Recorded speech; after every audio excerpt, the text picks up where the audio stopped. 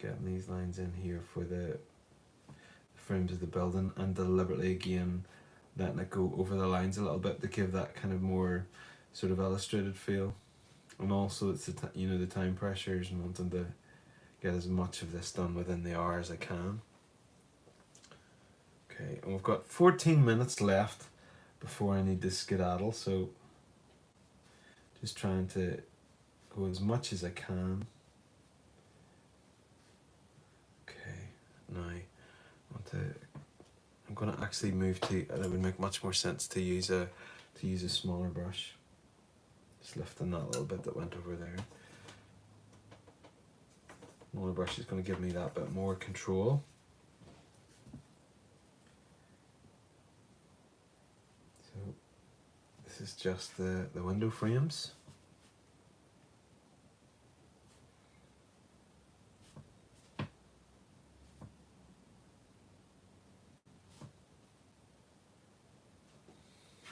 So just using the same palette, it seems like that is a slightly grainy sort of a tone. Just in looking at that, but I'm just going to apply this one. And I've also, there's a glaringly obvious thing that I've left out as well, which is the tree. I could add it in afterwards if I wanted to, but I didn't want to make it such a strong feature. So I'm also, because this top of this here is quite grey, so I'm gonna add that in there. Okay, so what I want to do as well is use the colour of the brick that I had again. Just be moving that along for the second layer. Oh, vomit, like when a cat gags. Oh. I've never liked the word vomit. It's a horrible word, really, isn't it? I suppose because of what it's connected to.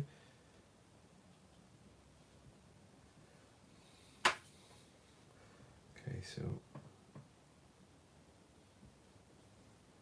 just again, it gives you this idea of a little bit of an idea of the brickwork, and you know, it's showing me that this is not a smooth surface, and I find that it's the layering up thing, isn't it?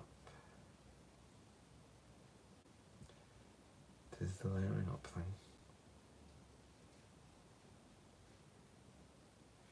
Okay, and particularly down here. So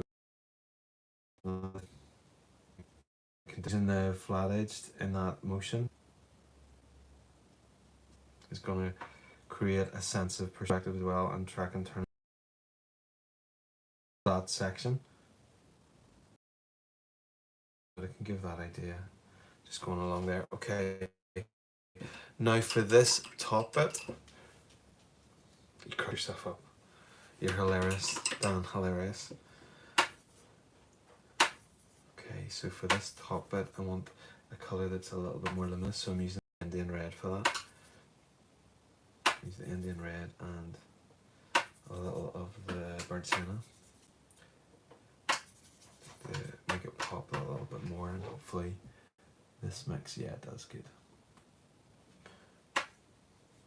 There's also something about when you're mixing a colour, you actually don't know fully what that colour is going to look like until it's on the page, which is why I would see guys, you know, trying it out. I actually quite like, I almost like living on the edge, because I don't tend to like I have a wee bit of watercolour paper beside me just to try it out.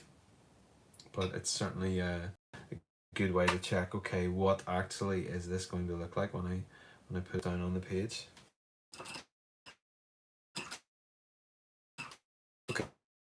Okay, so 2 seconds, get this dry.